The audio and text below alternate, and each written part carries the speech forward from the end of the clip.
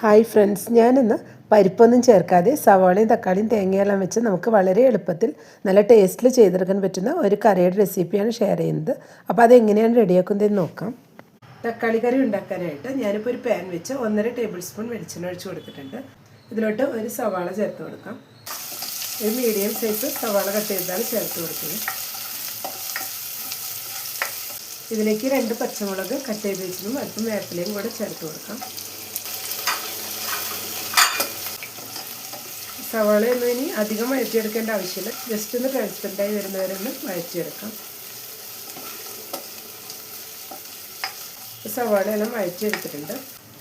ഇതിലേക്ക് ഇനി 1/4 ടീസ്പൂൺ മഞ്ഞൾപ്പൊടി ചേർത്ത് കൊടുക്കാം.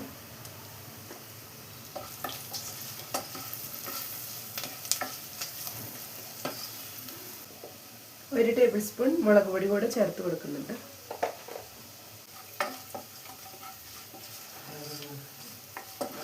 ഇപ്പം എല്ലാം കൂടെ ഒന്ന് ചൂടായി വന്നിട്ടുണ്ട്. ഈ സമയം നമുക്ക് ഇതിലോട്ട് തക്കാളി ചേർത്ത് കൊടുക്കാം. 3 തക്കാളി നീളത്തിൽ കട്ട് ചെയ്ത് വെച്ചതാണ് ചേർത്ത് കൊടുക്കുന്നത്.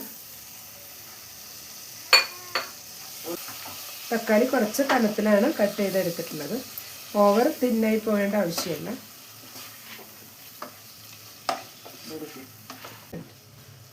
ഇതിലേക്ക് ആവശ്യത്തിനുള്ള ഉപ്പും കൂടെ ചേർത്ത് കൊടുക്കുന്നുണ്ട്.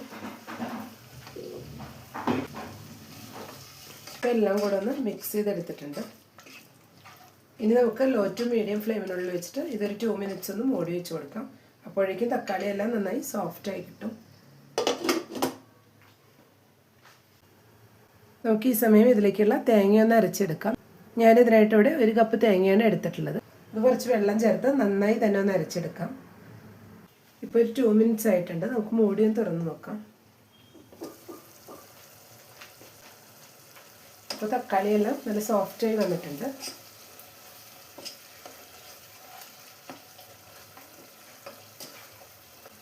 ഇതിലേക്ക് 1 ഗ്ലാസ് വെള്ളവും കൂടെ ഒഴിച്ചു കൊടുക്കുന്നുണ്ട്. ഇപ്പം എല്ലാം കൂടെ ഒന്ന് മിക്സ് ചെയ്ത് കൊടുത്തിട്ടുണ്ട്. ഇനി ഇത് ഹൈ ഫ്ലെയിമിൽ വെച്ചിട്ടൊന്ന് തിളപ്പിച്ചെടുക്കാം. ഇപ്പം എല്ലാം കൂടെ ഒന്ന് തിളച്ച് വന്നിട്ടുണ്ട്. ഈ സമയം നമുക്ക് തേങ്ങ അരച്ച് വെച്ചതും കൂടെ ഇതിലോട്ട് ചേർത്ത് കൊടുക്കാം. ഇനി ഇതെല്ലാം കൂടെ ഒന്ന് മിക്സ് ചെയ്ത് കൊടുക്കാം. ഇതിലിപ്പോൾ തക്കാളിയുടെ പുളി മാത്രമാണ് ഉള്ളത്. നമുക്ക് പുളി കൂടുതൽ വേണമെങ്കിൽ കുറച്ച് ഒഴിച്ചു കൊടുത്താൽ മതിയാവും. ഞാനിപ്പോൾ പുളിയൊന്നും ഒഴിച്ചു കൊടുക്കുന്നില്ല. ഇതെല്ലാം കൂടെ നന്നായി തന്നെ മിക്സ് ചെയ്തെടുത്തിട്ടുണ്ട്. ഇനി ഇതെല്ലാം കൂടെ ഒന്നുകൂടെ ഒന്ന് ബോയിലായി വരണം. വീഡിയോ കണ്ടുകൊണ്ടിരിക്കുമ്പോൾ ഇഷ്ടപ്പെടുകയാണെങ്കിൽ ലൈക്ക് ചെയ്യാനും ഷെയർ ചെയ്യാനും സബ്സ്ക്രൈബ് ചെയ്യാത്തവരുണ്ടെങ്കിൽ സബ്സ്ക്രൈബ് ചെയ്യാനും മറക്കരുത്.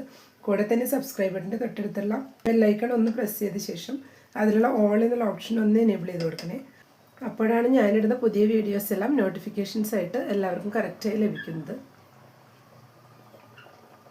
ഇപ്പോൾ കറി ഇവിടെ നന്നായി തന്നെ തിളച്ച് വന്നിട്ടുണ്ട്. ഇനി നമുക്കിതൊന്ന് താളിച്ചെടുക്കാം.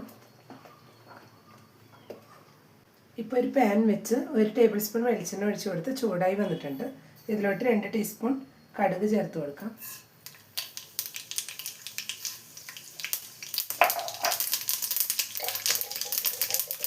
കടുക് പൊട്ടി വന്നിട്ടുണ്ട്. ഇതിലോട്ട് 3 ഉണക്കമുളക് പൊട്ടിച്ച് വെച്ചതും വേപ്പിലയും കൂടെ ചേർത്ത് കൊടുക്കാം.